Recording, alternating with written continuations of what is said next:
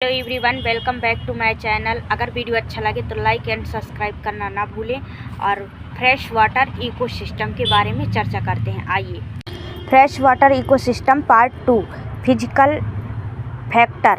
Light, सूर्य दूसरा है, फर्स्ट पार्ट में आधा था, ठीक है ना। सूर्य का प्रकाश का एक शक्तिशाली स्रोत है। इसके द्वारा प्रकाश संश्लेषण द्वारा जीव को ऊर्जा प्राप्त होती है।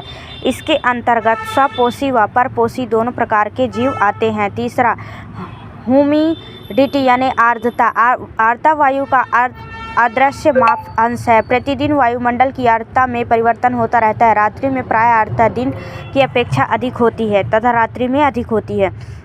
करंट एंड प्रेशर, प्रवाह द्वारा जल में घुलित गैसों का पोषक की सांद्रता में परिवर्तन होता है। केमिकल फैक्टर, सेकंड है केमिकल फैक्टर। इसमें वायु में 21% C2 और 0.3% CO2, 79% नाइट्रोजन मतलब 79% नाइट्रोजन तथा सूक्ष्म मात्रा में ट्रेस गैस होती है। इसमें से O2 एंड CO2 जीव तथा वायुमंडल के बीच केमिकल विनिमय से कार्य करती है। O2 जीवित जीवों के लिए आवश्यक है तथा CO2 पेड़ पौधे के लिए आवश्यक है। pH, समुद्रों में हाइड्रोजन माप सांद्रता प्रायः एक समान रहती है। सेकंड है बायोटिक फैक्टर्स। बायोटिक कंपोनेंट्स में अनेक प्रकार के जंतु तथा पेड़ पौधे का अध्ययन करते हैं। पोषण के संबंध के आधार पर यह 3 टाइप के होते हैं।